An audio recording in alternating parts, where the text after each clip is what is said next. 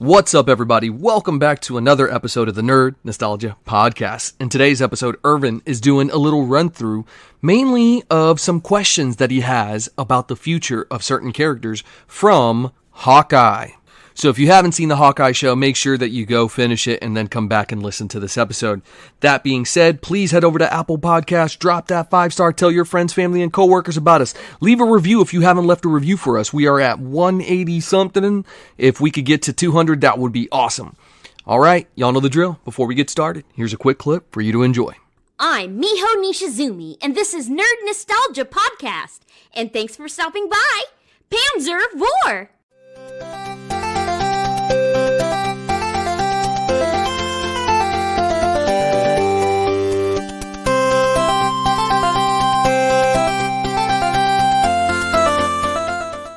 What's up, everybody? Welcome back to another episode of Nerd Nostalgia. Thank you so much for joining me today. This is your main host, Irvin, on the ones and twos. Welcome, welcome, welcome. As I kind of talked about in the preview, this episode is going to be dedicated to the recent Hawkeye finale, and specifically what questions we have, what questions I have. You know, a lot of these shows do a really good job of moving the ball forward, some more so than others. Hashtag WandaVision, hashtag Loki. But it's really interesting, even with this, it didn't necessarily move things forward, or maybe on the speculation side, the Young Avengers, maybe it moved that forward a bit. But it did kind of open up these other universes that we knew existed as far as Marvel is concerned. But it left a couple things just kind of lingering and up in the air, kind of on a cliffhanger. So I'm going to pose these questions, try to work it out in my head, and see where we go. This should be a pretty spoiler-filled episode, so if you have not watched this episode, or actually the whole show, then I would highly suggest you go finish it and then come back and listen to this episode. Thou haveth been warned. Spoilers ahead. Spoilers. Alright, now that we kind of got that out of the way, let's start off with a couple things here. We have about 10 questions that are just kind of lingering in my head. Some you probably know the answers to. I've read a couple articles on some, so we'll see. We'll see. Maybe you, the listener, actually knows what the heck is going on. Oh, and I should say there's kind of a spoiler tie-in to No Way Home. So if you haven't seen No Way Home, also be weary. You should have already watched that. It's been well over a week now. It's been 10 days. Oh, and guys and gals, how awesome was it to be a nerd during that time? We had the premiere of No Way Home, which was freaking epic. Really enjoyed it. Go back and listen to our other episode where we kind of talk about some of the things we didn't like about it, which were not that many. It was just really one overlying problem with it. But aside from that, awesome movie. Highly recommend it. The Witcher premieres the same day. So you start watching that. That's been pretty awesome. Wheel of Time was another episode that came out. So if you're not watching that, highly suggest you go and watch that. And then finally, we had Hawkeye that debuted about 5 days later, 2 days before Christmas Eve, 3 days before Christmas, an early Christmas gift from the people over at the MCU, at the Marvel Cinematic Universe, Mr. Kevin Feige himself. I still honestly don't know if it's Feige or Feige? Feige? Who knows? I don't know. Do you know? Tell me. Pronounce it in the comments if you know. Okie doke. So, as we know, towards the end of the episode, the finale in Hawkeye, we know that Kate Bishop sends Mama off to jail. She throws them cuffs on her, man. You know, it's for her own good. Mom says, I was trying to protect you, blah, blah, blah. And she's like, you don't know what I can do, and that kind of stuff. Well, my question is Hawkeye, that's going to be her title, right? Or is Kate Bishop specifically going to inherit all of her mom's money? Is that money going to get seized by the IRS? Is Kate Bishop essentially going to become a new version of Batman, kind of? Maybe like a Green Arrow type, right? I guess would be a direct DC comparison. Because Iron Man would clearly be Batman, right? And then Green Arrow would be, in this case, Hawkeye, either one. But in DC, we know that we know that Green Arrow, Oliver Queen, is actually one of the richer people in it, and that's how he's able to get all of his trick arrows and all that kind of jazz. So I'm curious if that's what the route that they're going to go with. So what happens to Kate Bishop's money? Does the IRS seize that money? Does the government take that money? Or is she going to have an inheritance? Did she have a trust fund before that, is untouchable and she's able to pull from that? How does that work?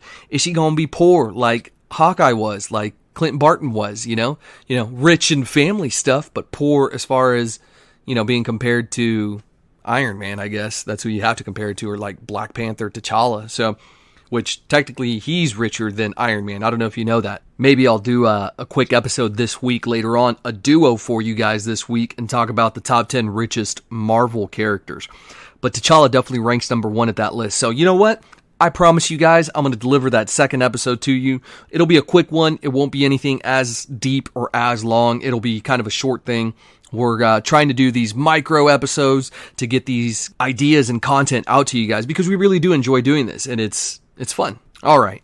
Now that we got question number 1 out of the way, now that we kind of talked about who the richest person is, obviously, even when I'm by myself, I still do these rants and tangents. That being said, moving on to question number 2, is Wilson Fisk dead? I was super intrigued by the fact that Kevin Feige, and that's the one we're going to choose, actually brought them into the universe. And in turn, when I say they, them, I'm referring to Charlie Cox, Daredevil, and then Kingpin. So we got Charlie Cox in, spoiler, No Way Home. We got to see him as a lawyer, kind of Matt Murdock, or not Matt, kind of Daredevil-y. Obviously, he's Matt Murdock. But that was super cool to see him there. I geeked out whenever I saw that, just like the rest of the fans did in the movie theater. But that said, is Wilson Fisk dead in the MCU now? Did they only bring him in just for that one little thing? I would hope not. Number 1, that would be a waste of a character. Number 2, that would be a waste of the talent behind Vincent D'Onofrio. But we know that at the end of the show that Echo caps him. What we don't know is where she shot him. She was aiming up. Did he dodge? Did he dive? Did he duck? Did he dip? Did he dodge? I don't know. We'll see. This Kingpin kind of felt a little bit weaker. I don't know if that had to do with the snap. Maybe that's how they're going to answer things. People were snapped away. I feel like it's a good excuse. They kind of talked about that. He lost power because he was snapped away, etc., etc. So yeah, that's question number 2. Is Wilson Fisk dead? Moving on to question number 3 is actually literally related to this. Is this how we can foresee Kevin Feige kind of bringing in different aspects of the Marvel universe that were, predating the MCU, around the MCU time?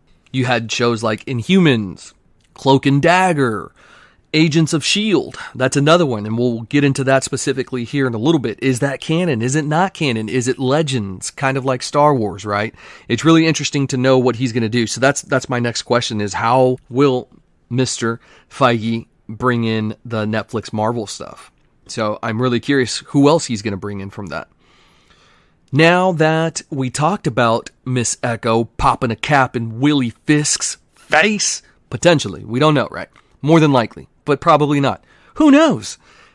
Now that we know that she popped old Willie Fisk there, what's going to happen to her? We know she's getting her own show. Is this going to be a prequel show, or is this going to be a sequel? Is this going to be post the capping or pre the capping? I'd be really curious. We got kind of an origin story for Echo, and she's a fan favorite. I think people really liked her, can sympathize with her, notice that she was manipulated. They could have dived a little bit deeper into that.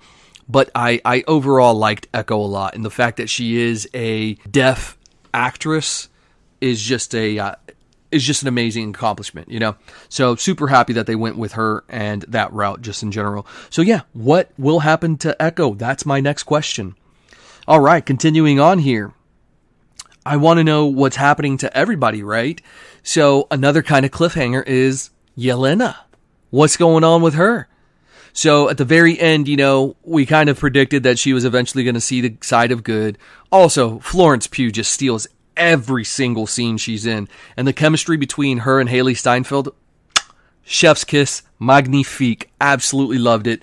Still can't get over it. Love seeing them in scenes together. They were hilarious. I would love just a girl comedy with the two of them. I think that would be hilarious. I would absolutely love that. But as I'm wondering what's going to happen to Echo, I'm curious what's going to happen to Yelena.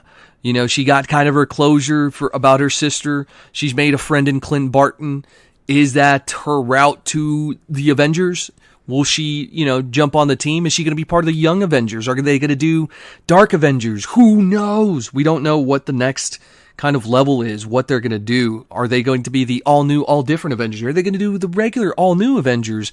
The Astonishing Avengers? The Uncanny Avengers? Who freaking knows? Are we going to get an Avengers versus X-Men? I think that would be a great route to do, like probably a 2-part movie, maybe even 3-part of having them fight each other.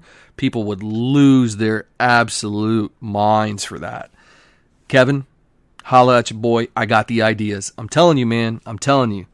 Anyways, moving on. If you know what's going to happen to Yelena, let me know. Let a brother know. My next question, though, what's the deal with the watch? I kind of read up on some stuff, and this ties into my next question here. With the watch having belonged to Clint Barton's wife, which pretty much it tells us that she was Mockingbird, right? She was Agent 19 or whatever that is. I think that's what it was. Can't recall off the top of my head. So does that mean that, Laura Barton is actually Bobby Morse as Mockingbird at some point in the MCU version of that?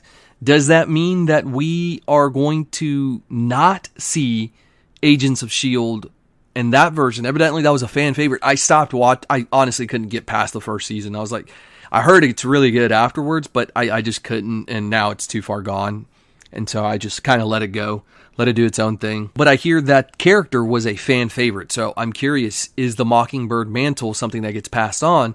And if that's the case, then are the other characters within that also going to get brought on? So a lot of questions left up in the air because of that kind of watch little thing for me. So yeah, we'll see what's going to happen there. So that was my question. What's the deal ultimately with that watch and in turn Mockingbird?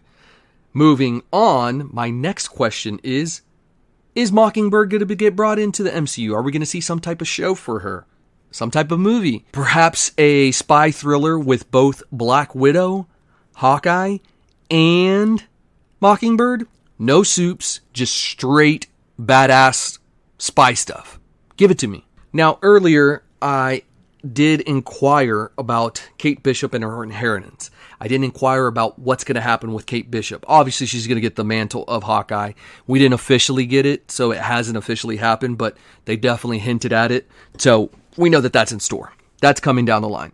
Now, what's going to happen to her, though? She clearly can't live at the Barton farm, the Barton estate, forever. So I want to know how she's going to meet these other characters. Is she going to come across Spider-Man? Like, what's going to happen? Something's got to happen, right? So I'm super curious to know what's going to happen there. Now, with that being said, will we get the Young Avengers fully assembled, or perhaps a Champions team? Who knows? I really do think that that's what they're building up towards, and it would make the most sense. I've been preaching about this for a little bit now. Young Avengers is going to happen. You're going to get the young versions of these characters because guess what? They have a longer career in the movies, longer contracts, and so you get them for an extended period of time. You have the next characters for the next 15 years. And as these children age that are watching it right now, that are 5, 6, 7, 8 years old, guess what? They're going to age with these characters. They're going to see them grow up as they're growing up as well, kind of like what happened with us. Now, for me, it's a little bit different because back in 2008, your boy was 20 years old. So at that point, I was already an adult for the most part. Kind of, not really. I'm still not an adult. I don't know why I would ever think that. I'm definitely not an adult. I make adult money and I do adult responsibility things like jobs and stuff. But yeah, no, still not an adult. I'm always a kid at heart. Forever. Peter Pan syndrome. No. I kid. For me, it was the era of the Blades, the Raimi Spider-Mans, that kind of stuff. That's what I watched growing up, right? At least in a live action sense, obviously X-Men, Justice League Unlimited, Batman Adventures, all that. I grew up watching that kind of stuff. Silver Surfer. But from a live action standpoint, it was going to be Blade, it's going to be Spider-Man, and so forth and so forth. So I am super curious how the Young Avengers are going to assemble. Will they be called Young Avengers? Will they be called Champions? Who knows? I do have a pitch for an idea for a movie, right? That's what I do. I pitch ideas. So I think a kind of cool story arc that they could do is a Battle World style plot, but think the movie Predators versus the actual Battle World that you get in the movie Secret Wars. Now you could still do that, but I was thinking something along the lines of some type of sentient being, portals, teleports, whatever you want to say, these different champions from each planet and have them kind of face off against each other.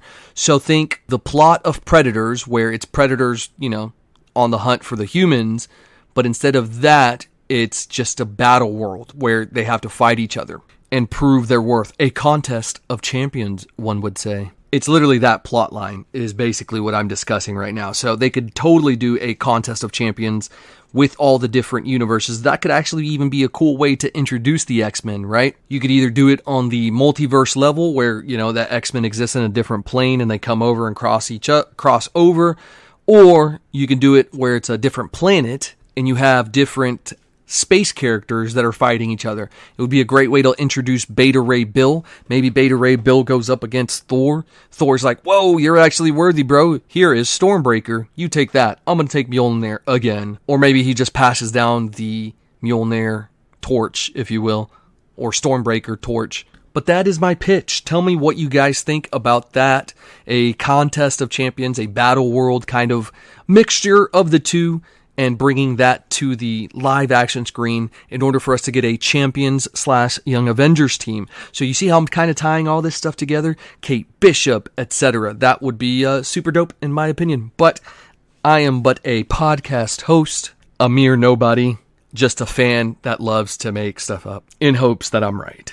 Anyways, thank you for joining me today. Please head over to Apple Podcasts, drop that 5-star, tell your friends, tell your family, tell your coworkers about us. And now, leave a review.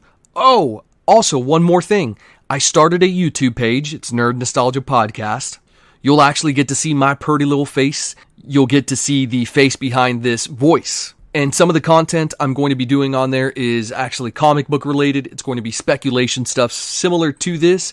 I will probably end up transferring over the audio from this and making a video about it somewhere down the line. We'll just see how that kind of lines up and how my editing skills.